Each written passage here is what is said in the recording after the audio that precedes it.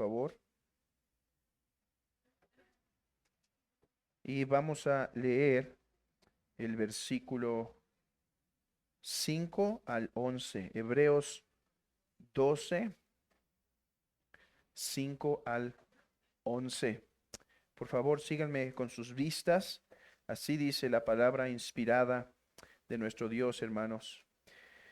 Y habéis ya olvidado la exhortación que como a hijos se os dirige diciendo: Hijo mío, no menosprecies la disciplina del Señor, ni desmayes cuando eres reprendido por Él.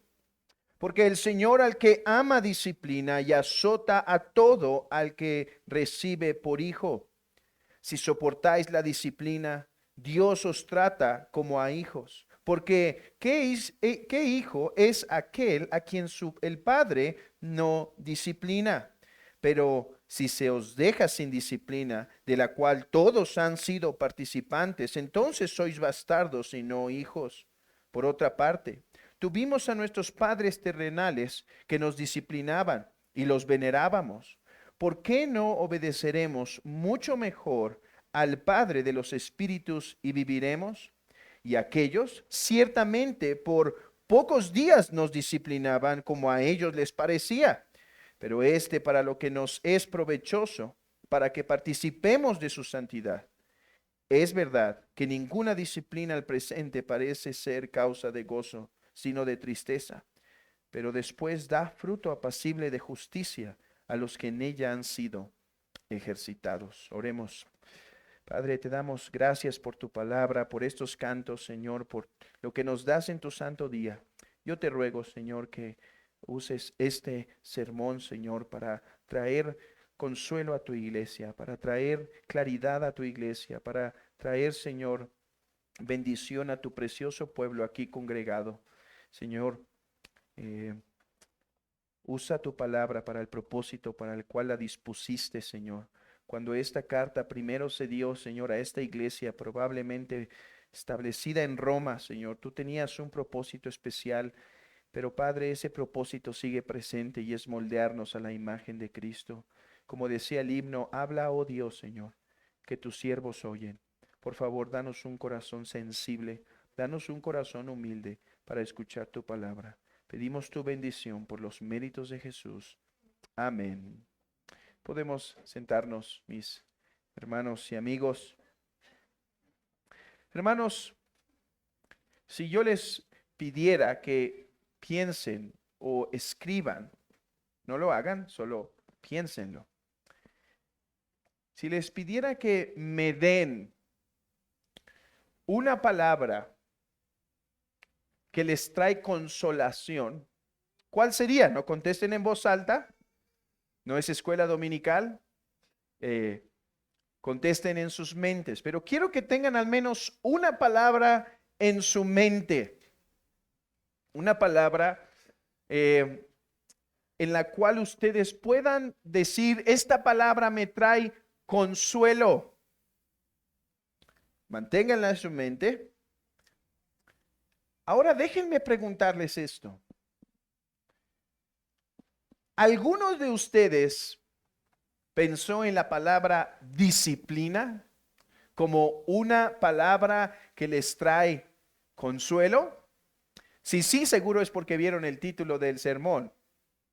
Pero seamos honestos, la mayoría de nosotros no pensamos en la palabra o el concepto disciplina como uno que nos trae gozo, aliento, alegría. Por el contrario, la palabra disciplina, y si no, pregúntenles a los niños de la iglesia, trae temor en ocasiones, trae miedo.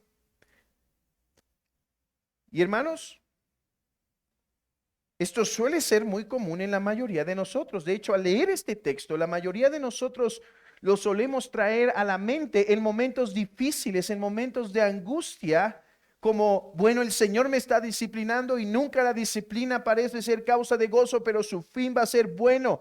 Bueno, ¿saben? Más que una recitación de resignación, este texto procura revelar a nuestros ojos que la disciplina es una palabra de consolación.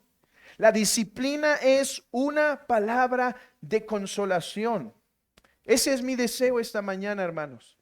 Mostrarles que la disciplina que podemos experimentar, que la disciplina que podemos estar pasando es una muestra del amor de Dios.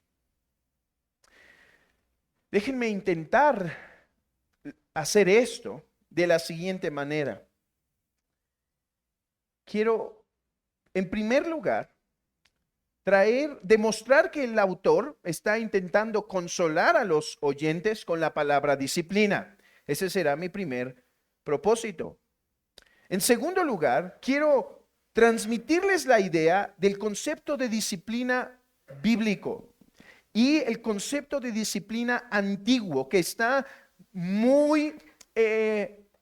del cual está muy saturado el autor que escribe este texto. Y una vez que hagamos eso, entonces estaremos preparados para entender por qué la disciplina debe ser causa de gozo.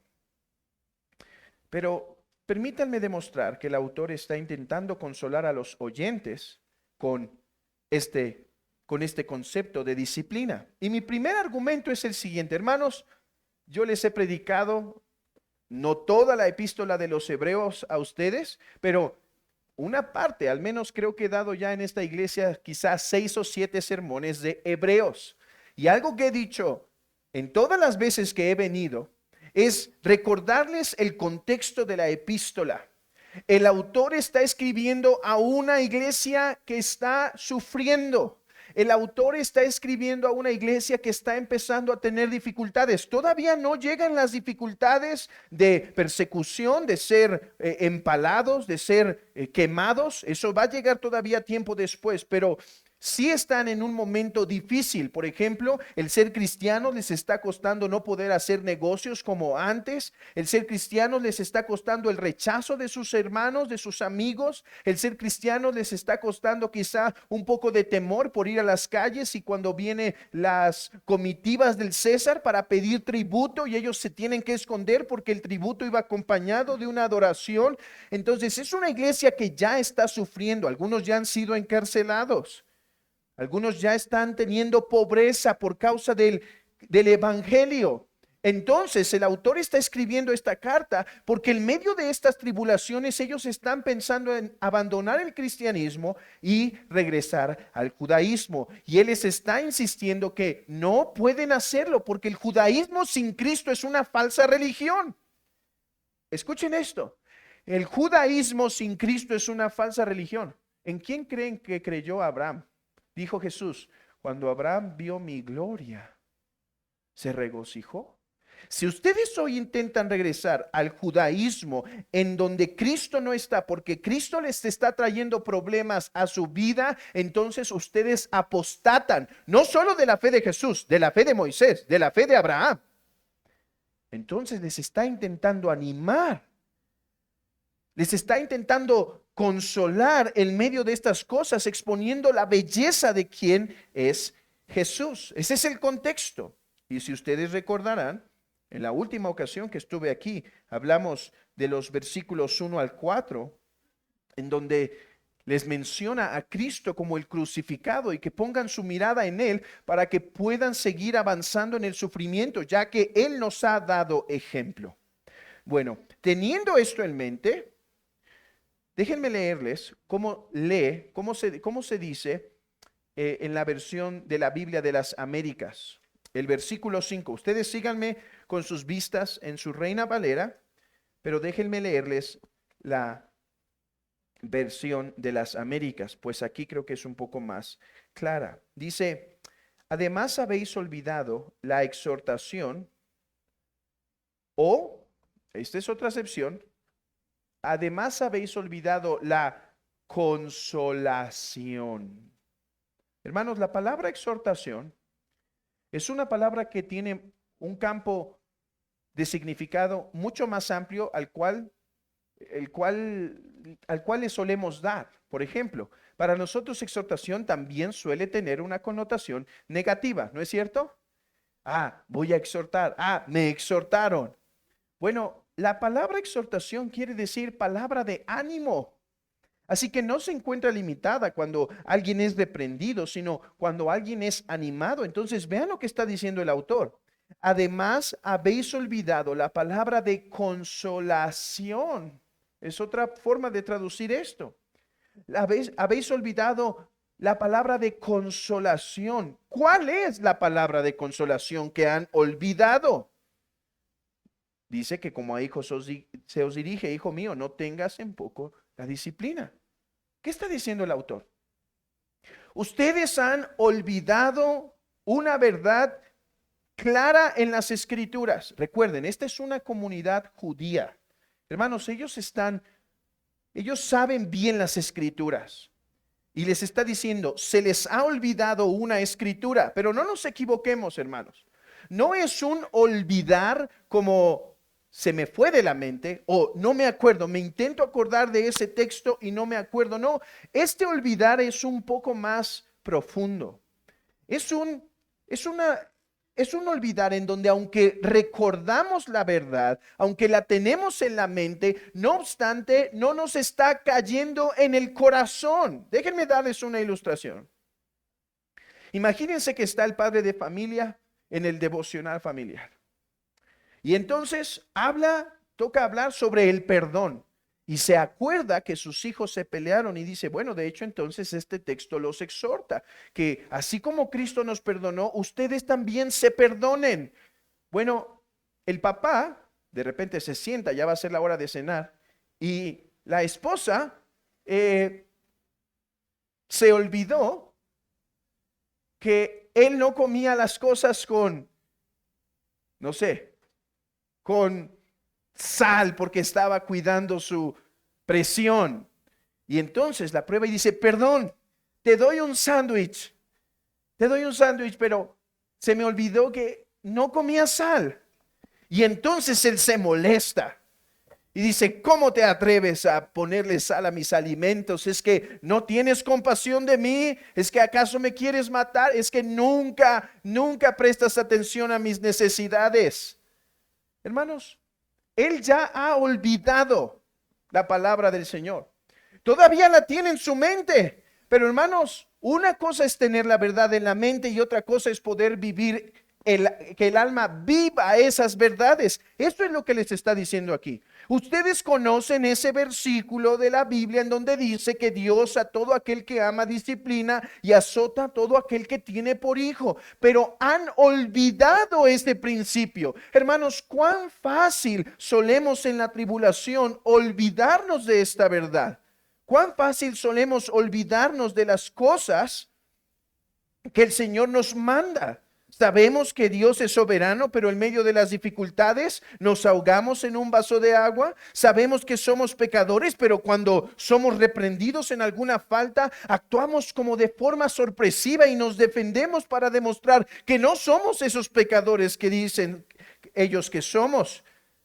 Sabemos que somos siervos, pero cuando nos tratan así, cuánto nos duele. Sabemos que Dios nos ama, pero solemos olvidarlo en los momentos difíciles. De la misma forma, ellos se habían olvidado que el Señor a quien ama disciplina. En medio de la persecución, en medio de las dificultades, ellos se olvidaron de ello. Por lo tanto, viene el predicador, o sea, el autor de Hebreos, a darles un recordatorio. Y déjenme hacer un breve paréntesis en esto. Cuán importante es la predicación de la palabra en la iglesia y la comunión de los hermanos unos con otros. Hermanos, no es suficiente que tú tengas tu Biblia y tu comunión con Dios para vivir la vida cristiana. ¿Sabes? ¿Sabes a partir de qué año las personas empezaron a tener sus Biblias en sus casas? No antes del 1800, 1700 quizá. Antes tener una Biblia era un privilegio. En ocasiones estaban las Biblias encadenadas en las iglesias porque había una sola para la comunidad y las personas, aunque las hubieran tenido, no sabrían leer. ¿Cómo se ha sostenido la iglesia por 2000 años? A través de la predicación de la palabra. Hermanos, ¿saben? Si su corazón y mi corazón está mal en ocasiones, yo puedo leer la Biblia y mis ojos por alguna razón van a leer solo lo que me conviene. O voy a leer tan fríamente que no me va a exhortar, no me va a pegar en el corazón, no va a mostrar mi pecado. Hermanos, es por eso que es tan importante la predicación de la iglesia y la comunión unos con otros. Porque necesitamos que la palabra del Señor venga y se nos diga a los oídos, en donde no podemos taparnos los oídos, y sea la palabra recibida, sea la palabra anunciada. Hermanos, de hecho, deben saber algo. El propósito del pastor no es traer cada domingo una excelente ilustración en donde los cautive a todos. No es traer una doctrina que nadie conocía hasta el momento. ¿Saben cuál es el propósito del pastor con su predicación? Recordarles los que ya saben. Y muchas veces en eso consiste también la consejería. No en decir cosas que no saben aquellos que están pasando por la tribulación, sino en decirles aquellas cosas que ya conocen. Cierro el paréntesis y regresemos a nuestro punto. El propósito entonces del autor es recordarles en medio de su tribulación que hay una palabra de exhortación, hay una palabra de consolación. Es esta: Dios a quien ama disciplina. Ahora, indaguemos un poco sobre qué es la disciplina. Bueno, veamos en el texto mismo, en primer lugar, que disciplina aquí no se refiere solo a algún tipo de reprensión dada por Dios. Vean, abran sus Biblias, si todavía están ahí en Hebreos, si no, ábranlas por favor. Y vean conmigo el versículo 5. Dice: Hijo mío, no menosprecies la disciplina del Señor, vean lo demás, ni desmayes cuando eres reprendido por Él. Porque el Señor al que ama disciplina y azota a todo aquel que recibe por hijo. Hermanos, la disciplina de la cual se habla aquí es una disciplina completa. Es una disciplina en donde el Señor está dando un tipo de entrenamiento completo. Esto consiste de reprensión en ocasiones de parte del Señor, como pasó con David, ¿recuerdan? Él pecó y entonces Dios le trajo un juicio. ¿O se acuerdan cuando hace el censo? Y entonces aparece el ángel y dice: has pecado, tiene que haber una disciplina. Pero hay otro tipo de disciplina que Dios da, que podemos llamar que es formativa, que no es necesariamente porque estemos siendo reprendidos por un pecado en particular que cometimos, sino porque Dios está formando en nosotros. Y yo veo esto en estos versículos. Hijo mío, no menosprecies la disciplina, o sea, no menosprecies el entrenamiento, ni desmayes cuando seas reprendido o castigado, si lo queremos ver de otra manera, por el Señor. Así que es importante entender que se está hablando aquí de una disciplina que es completa, y esto me abre paso para introducirlos un poquito en lo que era la disciplina en la antigüedad. Hermanos, en la antigüedad existía una palabra que ustedes van a ser muy hábiles en memorizar en esta mañana, porque es común a nosotros, ¿sí? Que quiere decir que se dice la palabra paideia, no paella. Si tienen hambre, esperen, es paideia, ¿sí? Que esto tiene resonancia en nuestros oídos sobre palabras que tienen que ver con niños, ¿sí? Que tienen que ver con, por ejemplo, un paidogogos. Un paidogogos era aquel que enseñaba e instruía a los niños, ¿sí? Entonces, el concepto de paideia era aquel entrenamiento que la comunidad daba desde la familia y hasta la sociedad, que daba a un niño para que el niño pudiera florecer. Entonces, imaginen esto. Hubo dos diferentes formas de hacer, de entrenar a los niños. Pongamos dos algo distintas. Uno son los espartanos, ¿sí? Y otra, digamos que son en donde vivía el mismo Platón, ¿sí? La Grecia. Entonces, los espartanos querían que sus hijos fueran guerreros. ¿Pueden imaginar cuál era el tipo de educación que les daban desde nacimiento? Bueno, los niños eran tomados a los 7 años por el Estado y eran entrenados. Y las mujeres también eran entrenadas en el hogar para poder suplir en el ejército las necesidades, ser buenas madres, ser madres que crían buenos hijos, etcétera. Entonces todo giraba alrededor de eso. Pero vean esto, no solo los castigos, sino toda la formación de los niños estaba dirigiendo hacia un punto, formar en ellos guerreros, contrario a lo que mencionaba en la otra sociedad. Ellos querían hacer hombres civilizados, por lo tanto desde temprano iban a estar escuchando los niños los poemas de Homero, las narraciones, las historias. Entonces la formación iba a ser bastante diferente. Bueno, hermanos, los padres que querían que sus hijos fueran buenos ciudadanos, les daban una paideia bien completa, les daban una formación completa. Claro, esto implicaba en ocasiones el tener que decir, es tiempo de levantarse. Y si no se levantaba, quizá había un castigo, pero no era lo único. También había provisión de material, provisión de información, provisión de ropa, etcétera. El propósito es que las sociedades antiguas trabajaban para la formación de hombres. De hecho, hermanos, hoy seguimos siendo formados en nuestra sociedad. La razón por la cual las escuelas hacen lo que hacen, la razón por la cual la universidad hace lo que hace, es porque todos bajo una visión están tratando de formar a los hombres de una manera. Y en este caso, en nuestro país y en la mayoría del mundo, no es para formar adoradores de Cristo, sino adoradores de este mundo y del Dios de este mundo. Hermanos, si nosotros viviéramos en la antigüedad, los castigos que algunos padres daban nos parecerían muy fuertes, pero quiero decirles algo. No solo los castigos nos parecerían muy fuertes, incluso hoy con esa famosa educación respetuosa, incluso lo que no era castigo nos parecería fuerte. Y yo creo que esto hace todavía que sea un poco difícil de recibir el texto, porque, hermanos, cualquier tipo de formación estricta, cualquier tipo de formación rígida que se suele escuchar que una casa lo practica, espanta a la gente. ¿Cómo que levantas a tus hijos a las 6 de la mañana?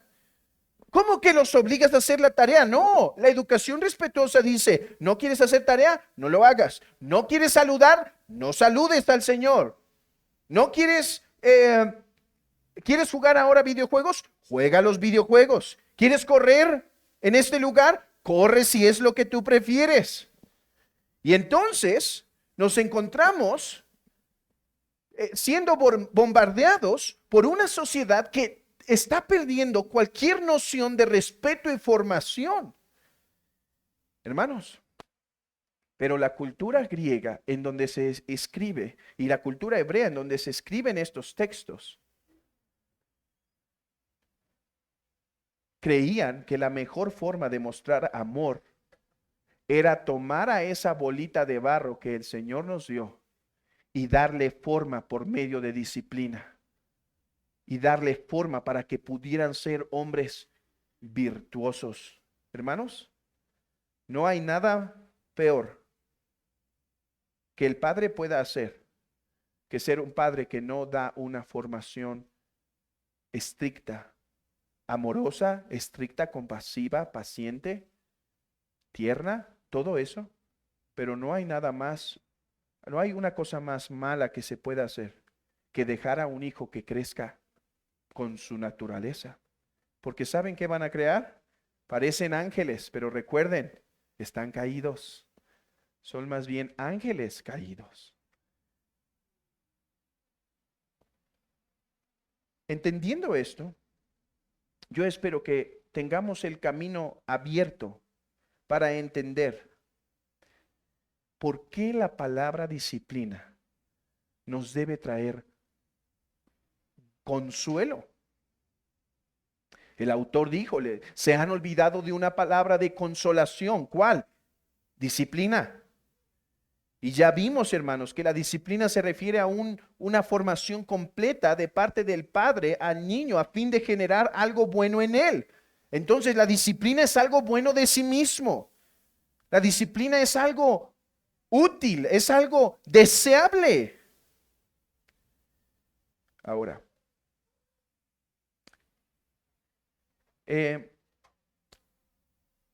¿por qué la palabra disciplina nos debería consolar?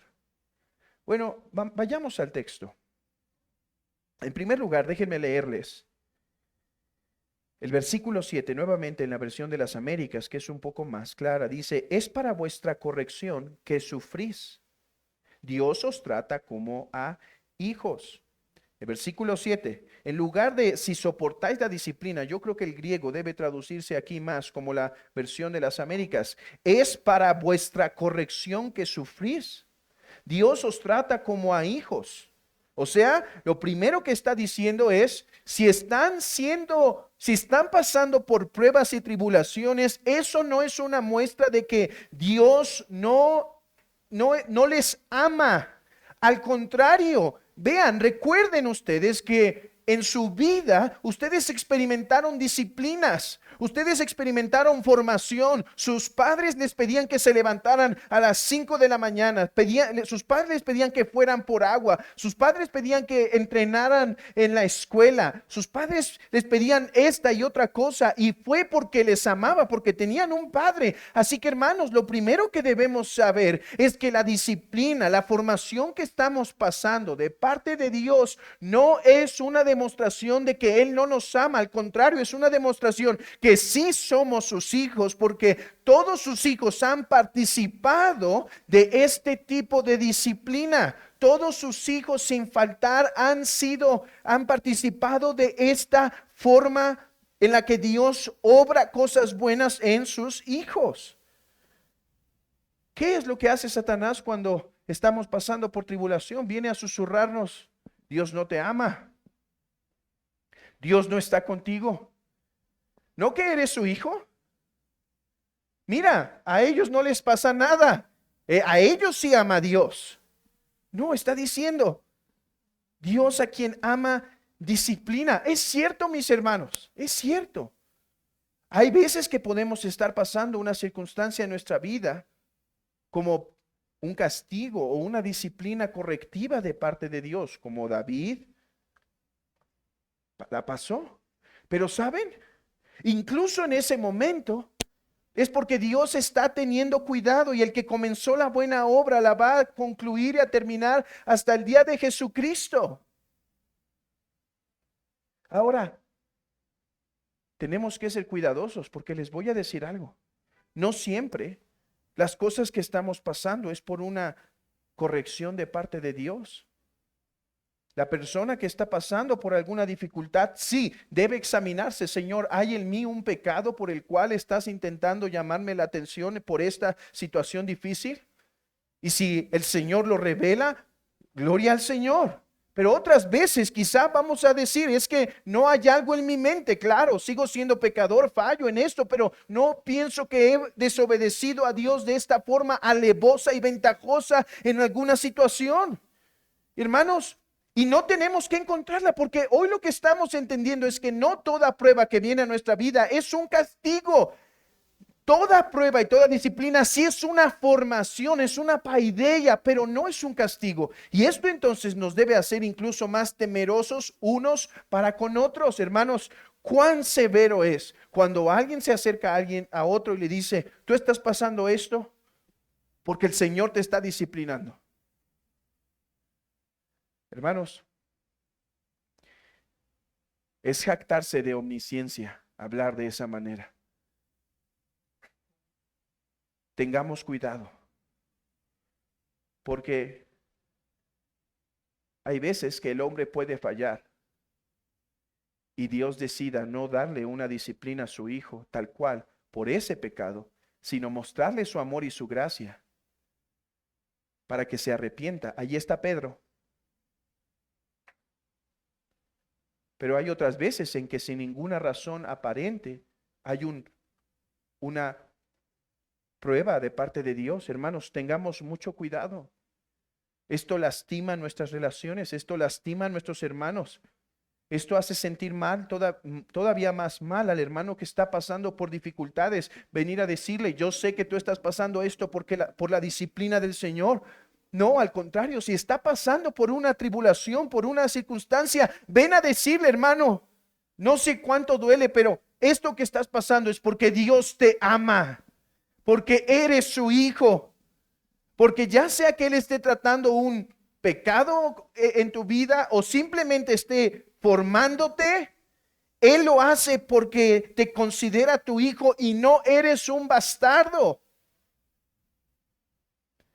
En segundo lugar, la otra cosa que nos debe consolar es quien disciplina. Dice, pero si se os deja sin disciplina, de la cual todos han sido participantes, entonces sois bastardos y no hijos. Por otra parte, tuvimos a nuestros padres terrenales que nos disciplinaban y los venerábamos. ¿Por qué no obedeceremos mucho mejor al Padre de los Espíritus y viviremos? Vean esto. Él está diciendo, a ver, incluso en nuestra vida normal, tuvimos padres que nos disciplinaban y hermanos, incluso yo he escuchado de hermanos que tuvieron padres bastante severos, de esa educación que lastimaba, de la cual no somos proponentes, porque toda disciplina debe ser hecha con amor y ternura, pero cuyos padres llegaron a ser muy severos, todavía pueden tener una palabra de gratitud en su boca y decir, pero aun cuando lo hicieron con severidad, yo no sería lo que soy sin ellos. ¿No es cierto? Es que hemos escuchado incluso ese tipo de frases. Es lo que está diciendo aquí. Teníamos nuestros padres terrenales y los venerábamos por lo que hicieron. Es cierto, en el proceso no nos gustaba, pero después entendimos que eso nos ayudó y nos formó en nuestra vida. Bueno, pero aquí la buena noticia es esta, hermanos, que el que disciplina es el Padre de los Espíritus. Vean el versículo 9. ¿Por qué no obedeceremos mucho mejor al Padre de los Espíritus? Yo creo que esta frase puede traducirse como el Padre de nuestros espíritus. O sea, está diciendo, si nuestros padres nos disciplinaban y hoy los veneramos, ¿cuánto más entonces deberíamos pasar por esta circunstancia con gozo, sabiendo que el que nos disciplina es el Padre que ama nuestros espíritus? Hermanos, ¿cómo es este Padre? No es un padre con enojo pasional. No es Zeus. No sé si han leído la mitología griega, pero qué bueno que Dios no es Zeus. Zeus es simplemente un hombre con las pasiones desordenadas, siendo un todopoderoso. Y entonces hace y deshace a su antojo. Qué bueno que nuestro Dios no es la diosa Juno, aquella que hizo que Eneas desviara su barco porque ésta vino celosa y le dijo al Dios de los vientos, oye, libera tus vientos para que la marea arrastre a Eneas. Y dice, porque mi pecho arde de ira. ¿Saben por qué ardía de ira? Porque cuando hubo la pregunta sobre cuál era la más bella, fue Afrodita y no ella la que terminó eligiendo París. Y por eso se desató los celos de Juno y vino a traer gran calamidad sobre Eneas. Oh no, nuestro Dios no es así. Es un Dios amante y sin pasiones. Es un Dios que ama, pero nunca se enciende en su enojo. ¿No es cierto, hermanos, que nosotros hicimos enojar en ocasiones a nuestros padres y nuestros hijos lo hacen hoy en día con nosotros, en donde dijimos, no, no, no, ya basta, ahora sí te pasaste? Pero nuestro Dios no es así. Nuestro Dios no tiene esas vísceras. Nuestro Dios no tiene pasiones. Él nunca se pone rojo de la rabia. Él no tiene rabia, hermanos. Él no tiene esa ira pasional. Él es el santo y perfecto, amoroso y paciente Dios. ¡Qué buena noticia! Esto que estás pasando no es porque hiciste enojar a Zeus. Es porque el Dios Todopoderoso te ama y con paciencia está obrando algo en ti. Además, Dios lo hace en la medida correcta. Hermanos, esto es algo importante. A veces como papás, ¿saben qué significa ser un papá cristiano? Significa un papá que pide muchas veces perdón. Un papá cristiano no quiere decir que es un papá que es perfecto, que nunca se equivoca. ¿Saben cuál es la marca de un padre cristiano? Que pueda ir con un niño de 4 años que es su hijo y decir, perdón, lo hice mal, me equivoqué. Me ha pasado, ¿saben? Me ha pasado que una vez discipliné a una de mis hijas cuando la que la merecía era la otra. Ya después traté ahí de predicarle el evangelio. Mira, así Cristo fue castigado por nosotros. Pero ¿saben cómo se siente eso? Que das un castigo injusto o incluso desmedido. Hermanos, ¿no es glorioso saber que el Padre que te está dando una paideia, que te está dando una formación, es aquel que nunca te pondrá en una situación más de lo que puedes soportar? Y una tercera razón, una última razón por la cual la palabra disciplina debe traernos gozo. En primer lugar, porque esta demuestra el amor de Dios, porque no somos bastardos sino hijos. En segundo lugar, porque el Padre que nos disciplina es el Padre Dios Todopoderoso, el Trino Dios, paciente, amoroso, nunca iracundo. Pero, y además, porque siempre nos da la disciplina o la paideia que nosotros necesitamos a cada uno por particular. Leíamos una obra el año pasado en casa junto con otro grupo de hermanos que tienen niños pequeños. Y el libro, quizá ustedes lo han escuchado, se llama el famoso libro de Hombrecitos. Es la secuela de del famoso libro de Mujercitas. Y este se llama Hombrecitos.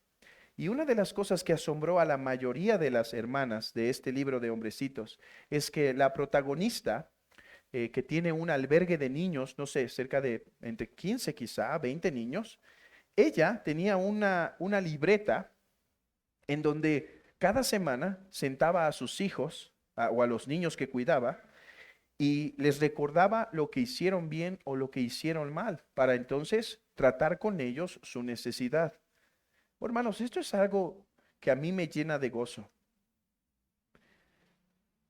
Todas las mamás querían tener esa capacidad de reflexionar con cada uno de sus hijos. Así. Pero en medio de todas las labores y actividades les es difícil.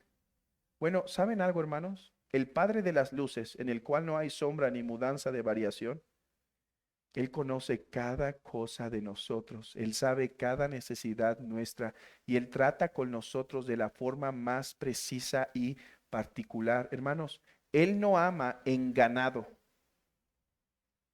Él no ama, tengo 100 piezas por acá y 100 piezas por acá. Él ama en lo particular y obra en cada uno de nosotros en lo particular. Esto debe darnos gozo. Hermano, yo sé que quizá duele, yo que sé que quizá hay lágrimas, yo sé que quizá hay dolor, pero hermanos, que esto te consuele, esta palabra de consolación venga a tu corazón. Dios está obrando de una forma particular en lo que tú necesitas. Por último, Dios obra para los mejores fines. Los espartanos tenían una paideia para crear ¿qué? Luchadores, guerreros. Otros para crear ciudadanos, civiles, buenos ciudadanos, una buena ciudadanía. ¿Saben? Nosotros tuvimos padres que quizá nos formaron con un propósito en sus mentes. Bueno, quiero que mi hijo sea tal, por lo tanto, lo voy a llevar al deporte todos los días porque quiero que sea un futbolista. O quiero que sea esto y por lo tanto nuestra formación gira alrededor de eso. Y no está mal, porque muchas veces lo que los padres desean es que sean buenas personas, exitosas. ¿Para qué nos disciplina Dios? ¿Cuál es el propósito de Dios con su paideia que nos da? Bueno, ahí dice en el texto. Vayan conmigo nuevamente a Hebreos capítulo 12, versículo 10. Y aquellos ciertamente por pocos días nos disciplinaban, como a ellos les parecía. Díganme si no, aquí tiene un aspecto de, bueno, reconozcámoslo, no siempre lo hicieron bien. ¿Sí? Pero para lo que nos es provechoso, ¿qué nos es provechoso? ¿Qué es provechoso para nosotros? Para que participemos de su santidad. Hermanos, los cristianos estaban pasando estas dificultades en el primer siglo porque estaban siendo formados de tal manera que la santidad se reflejara en ellos. ¿Qué es la santidad? Pongámosle nombre y cara. Jesucristo es la santidad. O sea que lo que ellos estaban pasando era para que imitaran el carácter de Cristo una y otra vez. ¿Saben? ¿Para qué Dios permite en ocasiones que alguien sea traicionado por sus amigos? ¿Saben para qué? Para que podamos vivir lo que Cristo vivió. El que partía conmigo el pan levantó contra mí su calcañar, y entonces participemos de la santidad de Cristo, de no desearle venganza o destrucción, sino incluso en aquel momento de la traición poder decir, te perdono. Y da un beso a Judas y dice, amigo, con un beso me entregas. Para eso Dios permite esas dificultades. ¿Por qué Dios permite en ocasiones ciertas tentaciones como hoy se nos instruyó? Dios permite en ocasiones esas tentaciones para hacernos ver que separado de Dios nada podremos hacer, hermanos. Y entonces seamos como Cristo, no un orgulloso que dice, yo todo lo puedo, todo lo sé, no necesito de la iglesia, no necesito de la oración, no necesito de la Biblia. Cristo meditaba en la palabra todos los días y estando a punto de entregar su vida, fue al jardín de Getsemaní para decir, Padre, si es posible, pasa de mí esta copa. Sino como sea tu voluntad. Y entonces un ángel bajó a fortalecerlo para poder entregar su vida. Y entonces en nuestra debilidad nosotros podemos imitar a Cristo. Él permite la tristeza para que como Cristo el Padre sea nuestro gozo.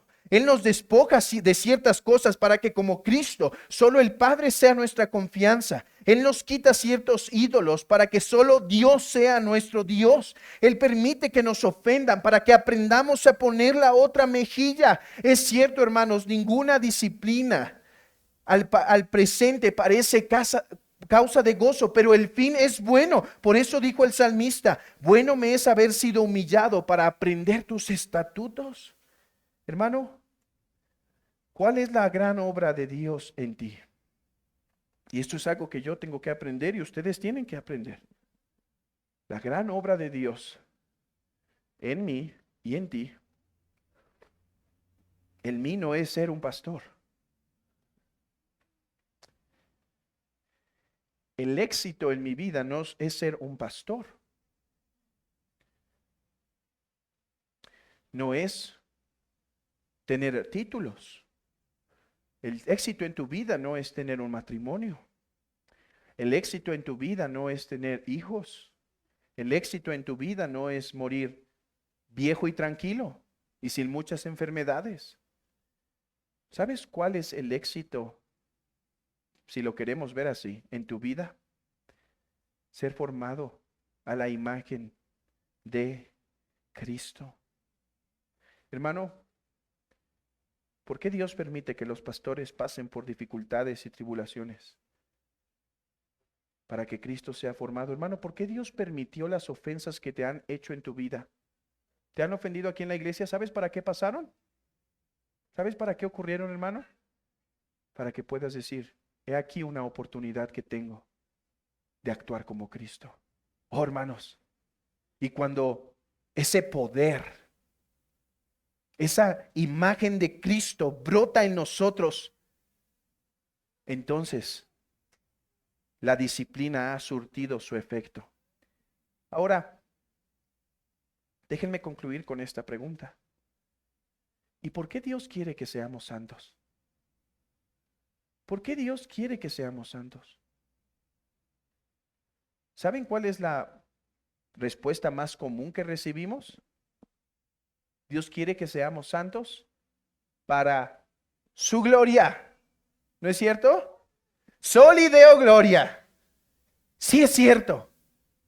Pero hermanos, a veces esos dichos que no meditamos con tanto cuidado nos hacen perder otro aspecto. Hermanos, Dios desea que participemos, vean esto, no dice de la santidad, no dice de una vida virtuosa, dice que Él nos pone en disciplina para que seamos formados a la imagen de Cristo, porque cuando somos formados a la imagen de Cristo, participamos. Esta palabra es poderosa, esta participación es como las hojas que participan de la vida, de la savia del tronco. Es una realidad, una unión verdadera. Y dice que estas disciplinas ocurren para que participemos, escuchen bien, de su santidad. La palabra clave aquí que quiero que noten es su, de la de Él. No quiere que participemos de la santidad de los ángeles, de la santidad de este u otro santo como Pablo, como Pedro, como un gran hombre de Dios que haya vivido. Dice, quiero que participen de mi santidad. Sed santos porque yo soy santo. Él quiere que participemos de la vida divina. ¿Y por qué, hermanos? No solo para su gloria, sí para su gloria. Pero ¿saben, hermanos? Porque no hay nada más pleno en la vida que ser a la imagen de Cristo. Hermanos,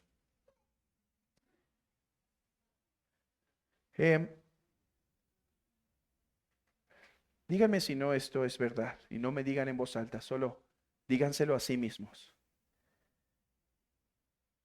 Alguien nos ofende, la esposa, y nosotros sabíamos cómo Cristo quería que actuáramos y actuamos mal. Hermanos, ¿no han sentido esa tristeza en el corazón de decir, no, tenía que mostrar la imagen de Cristo y no lo he hecho? Y hermanos, sepan algo, esas personas que parecen muy felices allá afuera, que cada vez desfiguran más y más la imagen de Dios en ellos, tienen almas, que sus almas sufren, que sus almas están siendo destrozadas. ¿Por qué creen que cuando pecamos, nuestro espíritu se contrista? No es el Espíritu Santo que se contrista, Él no se puede contristar, es nuestro espíritu, nuestra alma. Porque es como aquellas flores que si se ponen al sol se cierran y al contrario se suelen abrir si se ponen en la sombra. Bueno, a nosotros nos pasa lo contrario. Si nos escondemos de la luz de Cristo, nuestra alma, hermanos, se hace marchita. Pero cuando nos ponemos a la luz de Cristo y actuamos como Él, nuestra alma prospera. Hermanos, ¿han llorado hasta sentirse felices? No hablo de la risa que nos sale cuando estamos con unas carcajadas con los amigos. No, hablo cuando están pasando por una tribulación, por una tristeza, la muerte de alguien y lloran y lloran y lloran y lloran y se han vaciado tanto ya están hasta hinchados como sapos que hasta sienten una paz interna. Hermanos, doy estas breves ilustraciones para que puedan entender algo. La imagen de Cristo, aunque en ocasiones cuesta ser formados en ella, al tenerla somos los hombres más plenos y más felices. ¿Por qué Dios quiere la santidad de nuestras vidas y está permitiendo una paideia a nuestro alrededor para que ésta sea formada, Cristo sea formado en nosotros? Porque no hay nada más exquisito, hermanos. No hay algo más deleitoso que actuar como Cristo. No hay algo más que vivifique más nuestras almas que cuando podemos imitarlo a Él. Y entonces el padre, después de haber dado el devocional familiar, llega a la mesa y su esposa le puso ahora azúcar al café. Cuando el hombre es diabético, esta lo quiere matar, ¿sí? Pero, y le pone ahora azúcar y dice, ya no tengo más, es el último café. Pues te sirvo un té, dice la mujer, ya sabes que no tomo té. Y dice, está bien, no pasa nada, voy a la tienda por él. Ese es el hombre más pleno. Cuando dejamos que Cristo sea formado, hermanos, cuando permites, cuando perdonas como Cristo, cuando pasas la ofensa como Cristo, cuando pones la otra mejilla como Cristo, cuando oras por tus enemigos como Cristo, cuando actúas siempre como Cristo, serás el hombre más pleno. Por eso es que nuestros padres a veces se cansaron. Algunos de nosotros fuimos tan necios, tan testarudos, y en ocasiones nuestros hijos son tan necios y tan testarudos que dicen, no, mijito, ya te voy a enviar a la escuela. Ya no escuela en casa, ya me estás enfadando ahora sí, ya repasaste mi paciencia, te voy a meter a la escuela o a un internado o al ejército. Y están muy bravos. ¿Saben algo? Nuestro Padre no se cansa. Y él dijo que va a formar la imagen de Cristo por medio de situaciones en la familia, por medio de la predicación de la palabra, por medio de los sacramentos, por medio de situaciones en la iglesia. ¿Sabes? Te van a ofender muchas veces aquí. ¿Sabes? Tu pastor a veces también te va a ofender. Y quizá vas a estar enojado con él. Y al revés, el pastor a veces va a ser ofendido por las ovejas. ¿Saben? A veces dicen esto, la iglesia no es museo, es hospital. Y sí, no esperes unos bonitos retratos. Pero no solo es hospital, ¿sabes qué es? Es una casa de barro en donde está habiendo formación. Hay arcilla por todos lados. Porque el Padre aquí va a permitir que te ofendan en tu trabajo, en las calles, en donde quiera que estés, con tu esposa, con tus hijos, porque Él está dándote una y otra vez oportunidades y lugares en donde Cristo sea formado en ti. Entonces esta iglesia brillará cuando Cristo sea formado entre ustedes. Hermanos, los cielos cuentan la gloria de Dios y el firmamento anuncia la obra de sus manos. Un día emite palabra, otro día, y una noche a otra noche declara sabiduría. No hay lenguaje ni palabra, ni es oída su voz. Los cielos cuentan la gloria de Dios, pero dice, en ellos puso tabernáculos para el sol. Y cual gigante, sale de un extremo al otro. Hermanos, los cielos cuentan la gloria de Dios, pero Cristo contó la gloria de Dios de una forma particular. Y hoy ustedes pueden brillar más que la gloria de Dios cuando permiten que Cristo sea formado en ustedes. Hermanos, que Cristo sea formado en ustedes es mi petición, es mi oración. Y que el que tiene oídos para oír, oiga lo que Cristo dice a la iglesia. Preparemos nuestros corazones para recibir la Santa Cena.